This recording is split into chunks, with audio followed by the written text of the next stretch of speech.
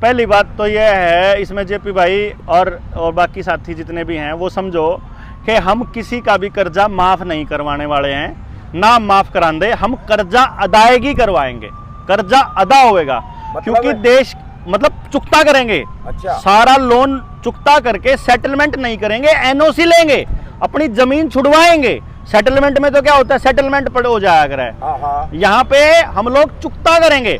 बैंकों ने समाज के साथ, लोगों के साथ क्या फ्रॉड किया है, इसकी जो सच्चाई है वो बाहर आ गई है।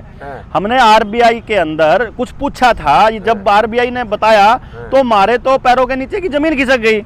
हमने आरबीआई से पूछा, अब इसको ये जो है ना दुनिया में और किसी को पूछोगे ना आप तो उन्हें पूछांगे यो क्या है, वो नुको होगा ये 100 रुपये हैं। कुछ लोग ने कहा 100 रुपये हैं, ये 100 रुपये नहीं है भाई, ये 100 रुपये का नोट है, मतलब 100 रुपये की पर्ची। और इसमें गवर्नर ने लिख के दे रखा कि भाई मैं धारक को, यानी जिस पे भी यह पर्ची है उसको 100 रुपये अदा करने का वचन देता हूँ। तो हमने गवर्नर तय, आरबीआई के गवर्नर तय ये पूछा, गवर्नर ने मैं जितने का भी नोट हुआ है, जितने का भी नोट हुआ है, देखो मैं धारक को अपने नोट पे ठा के देख लो सारे के सारे, मैं धारक को 100 रुपये अदा करने का वचन देता हूँ। हाँ ठीक है। अब ये 100 रुपये तो हमने सरकार से पूछा, भाई तुम 100 रुपये जय 100 रुपये होंगे तो ये 100 रुपये होंगे, पर जय धारक को 100 रुपये देने का इसका मतलब है ये 100 रुपया का पर्ची है। जो अगर आप आड़ती पता नहीं लिया, अगर 100 लीटर डीजल की पर्ची लिया है तो जिस पे भी आप पर्ची होगी अपना डीजल लीटर ले लो, है ना।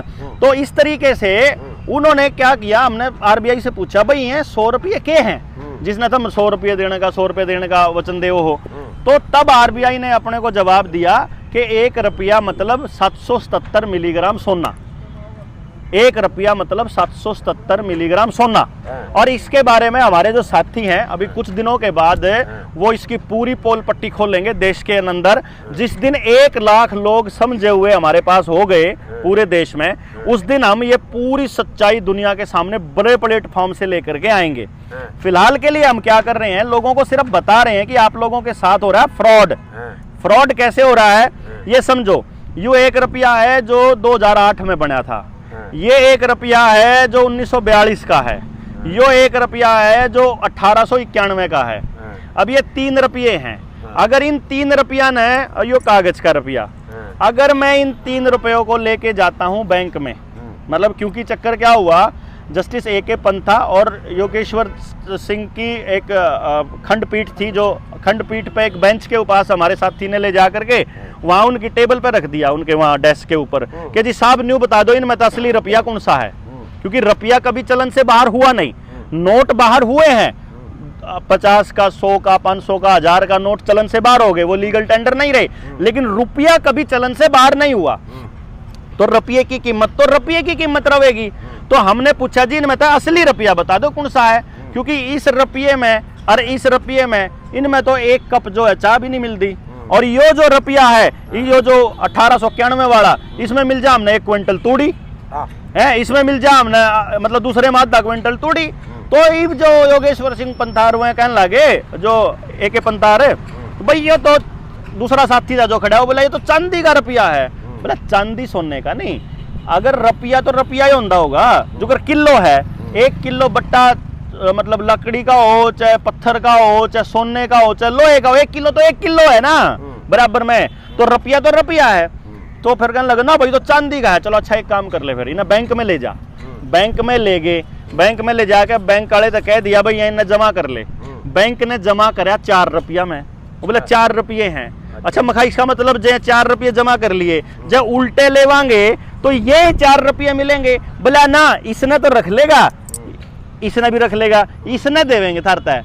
अच्छा इसका मतलब ये होया कि जो ये चांदी वाला रुपया है और जो ये लोहे वाला है, इन दोनों की कीमत बराबर है। तो या तो इसकी कीमत इसके बराबर होनी चाहिए या इसकी कीमत इसके बराबर होनी चाहिए।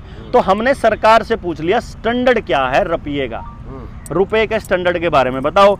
तो रुपये का जो स्टैंडर्ड बताया सरकार ने, उसको जान करके तो सबकी आंखें जो है खुली की खुली रहेगी कि 1 रुपया मतलब 777 मिलीग्राम सोना।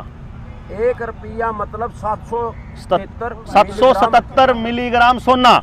अब मारे तो यूं होगा मोत्री के तो इसका मतलब ये हो गया आज के टाइम पे 777 मिलीग्राम सोने में आज जो ये कागज जो टुकड़े दे रखे हैं, ये जो टुकड़े क्यों कह रहा हूं मैं आपको, ये टुकड़े कागज के टुकड़े हैं, ये रुपया नहीं है भाई साहब, ये करेंसी नहीं है, ये कागज के टुकड़े हैं।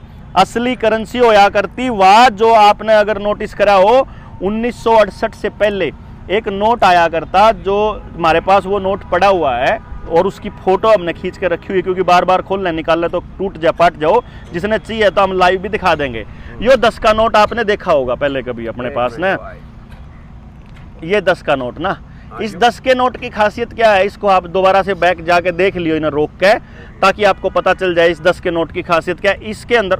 इसके अंदर क्या लिखा हुआ है, इसमें लिखा है आई प्रॉमिस टू पे द बियरर ऑन डिमांड।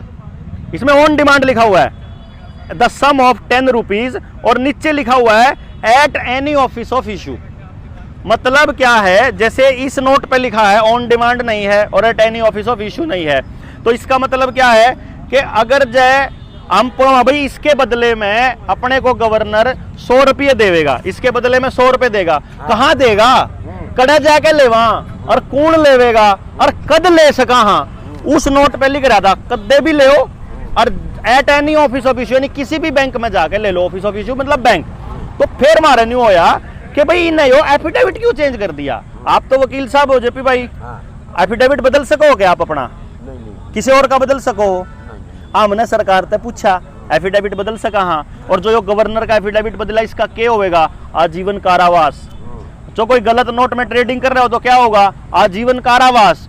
तो फिर इसका मतलब तो जो ये बैंक कर रहे हैं देश के लोगों के साथ, ये तो फ्रॉड है। हाँ, हमने बैंक भी आपके सामने। हाँ, तो हमने बैंकों को हमने क्या करा, बैंकों को वो दिया, एप्लीकेशन लिखी हमने, भाई माने वैध रुपए के दस्तावेज दे दो। ये तो अवैध रुपया है क्योंकि आपने एफिडेविट चेंज कर दिया, तो हमको वैध रुपया दो, लीगल रुपया कितना है, क्या है। तो जब बैंकों ने उसका जवाब दिया, हमारे पे तो जवाब नहीं। फिर हमने आरबीआई को लिखा, आरबीआई के आर्काइव में, एक दिल्ली में है एक पुणे में है, मैं भी गया हूं पुणे के आर्काइव में। जब वहां आरबीआई की आर्काइव में जाकर जब हमने दस्तावेज खंगाले तो वहां से निकल के आया कि 1 रुपये की वाकई में वैल्यू 777 मिलीग्राम है अभी भी आधिकारिक और कानूनी रूप से। फिर हमने बैंकों से हिसाब लेना शुरू करा, जय किसी का 5 रुपये का लोन है तो वो 1 वैध रुपये में उतारा जा सकता है। समझ लेना इसको, वैध रुपये में, क्योंकि ये तो अवैध है रुपया। तो हमने जब बैंकों के खिलाफ एफआईआर करानी शुरू करी तो बैंकों में भगदड़ मच गई कि ये तो 5,000 रुपए का लोन 1 रुपये में उतरा है, 50,000 का लोन 10 रुपया में उतरा है, और 5 लाख का लोन 100 रुपया में उतरा है आज के टाइम पे, आज के सोने की वैल्यू के हिसाब से। तो फिर हमारा समझ में आई कि बैंक तो जो है लाखों करोड़ों रुपया जो है देश के लोगों का डकार गए, सारा सोना लूट लिया, सारी जमीनें लूट ली हैं, फिर भी विदेश भाग रहे हैं। हाँ, तो वो लोग भाग रहे ना, परेशान, वो अमीर लोग भाग रहे हैं, वो रुपए कर्जे में दब के नहीं भाग रहे, वो अपनी ऐश परस्ती में मौज मस्ती में भाग रहे, उनको भगाया जा रहा है, अपने देश का रुपया बाहर भेजा जा रहा है जानबूझकर। क्योंकि अभी भी आपको शायद पता नहीं है, आरबीआई प्राइवेट कंपनी है और आरबीआई इस टाइम भी जो बैंक ऑफ इंग्लैंड है उसके अंतर्गत काम करने वाली प्राइवेट संस्था है, और वो इजराइलियों की है, उन इजराइलियों की जिन्होंने गांव के अंदर निर्मल सरोवर के नाम के बोर्ड लगाए हैं, उन इजराइलियों के जो इंडो इजराइल प्रोजेक्ट के तहत गांव में घुस करके सारी जमीनों को कब्जा करने वाले हैं। यानी अब उन इजराइलियों को अब ईस्ट इंडिया कंपनी नहीं भेजनी है इंडिया में, यहाँ अपने देश में ही गद्दार हैं जो नेता बने बैठे हैं, उनकी मदद से अब देश के लोगों की जमीनें हथियाने का खेल चल पड़ा है। कानून बदल के नए नए कानून ला के ये खेल चालू हो रहा है। तो अभी हमने एक मुहिम शुरू करी है कि जिस भी भाई का इतना लोन हो गया और उस पर चुकता ना हो रहा और सारे रास्ते बंद हो लिए, ना कोर्ट सुनता, ना बीआरटी सुनता, ना कोई बैंक सुनता, ना मैनेजर सुनता, और कोई नहीं सुनता, और वही बैंक का नोटिस आ लिया हो, भाई तेरी जमीन महीने भीतर कुड़की होने वाली है, तेरा मकान कुड़की होने वाला है। अपने जिले के जो हमारे जनता सरकार मोर्चा के साथी है उससे मिल लो, वो आपको कागज के दस्तावेज दे देगा, उस पर फोन कर लो। या तो करनाल जिले का फोन नंबर बताइए। करनाल जिले का भाई वीर सिंह का 98 96 98 98 96 98 24 28 98 96 98 24 28 नाम वीर सिंह। वीर सिंह नाम है भाई, ये नंबर जारी कर दिया है। फोन के बजाय व्हाट्सएप करियो, ज्यादा बढ़िया रहेगा। और व्हाट्सएप भी कुछ नहीं करना, ना अपनी मजबूरी बताने की जरूरत, ना अपना कोई एक्सप्लेन करने की जरूरत, हाँ। सिर्फ 2 चीज भेजनी है आपने। ये चीज जो भेजनी? लोन लिया था उस लोन अकाउंट की statement PDF loan PDF account बना के भेजियो भाई। आगे टेंडे फोटो खींच के भेजोगे तो कोई जवाब नहीं आएगा आपके पास। पीडीएफ बना के भेजो साहब सी, लोन अकाउंट की स्टेटमेंट हाँ। और बैंक का नोटिस, बस ये 2 चीज व्हाट्सएप कर दो, आपके कागज तैयार करके हम दे देंगे। जमीन नीलाम होने देंगे 1 इंच भी, किसी के भी घर ने बेघर, किसी ने भी बेघर नहीं होने देंगे, और सारा लोन चुकता करेंगे आप। चलो ये है, यार दिखा रहा हूँ ये मैं दोनों Devendra Balara Australia channel company के का साथ RBI का कह जो रहा है लोगो है। ये देखो, किसान एक और का चीज कर दिखाऊं सकते आप। हो।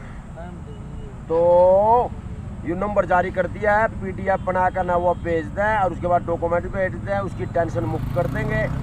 और भाई बस उसको मतलब इस तरह से रास्ता बताएंगे कि बैंक तुमने तंग नहीं करेगा और नीलामी होने से रुक जाएगी। हमारा कागज जिस दिन बैंक के पास चला जाता है ना, बैंक का कोई कर्मचारी ना आपके घर आएगा ना आपके पास फोन करेगा, और महीने 2 महीने तक अगर उन्होंने हमारी आरटीआई और आवेदन का जवाब ना दिया तो बैंक के मैनेजर के खिलाफ एफआईआर हम करावांगे। सुन रहे हो किसानों, ये कह रहा है कि हमें अगर हमारे से मिल लेगा जो हाँ। टेंशन अरे जिस किसान ने, अरे एक और बात है, वो किसान के घर ना तो बैंक वाला जाएगा और नीलामी रुक जाएगी और टेंशन मुक्त हो जाएगा, फिर अगली कार्रवाई फिर जो ये कई लोगों को ना इन्होंने वो दिए थे, ये क्या बोलते हैं उनको, पोली हाउस बनाने के नाम पे बहुत लूटे लोग किसानों को ना।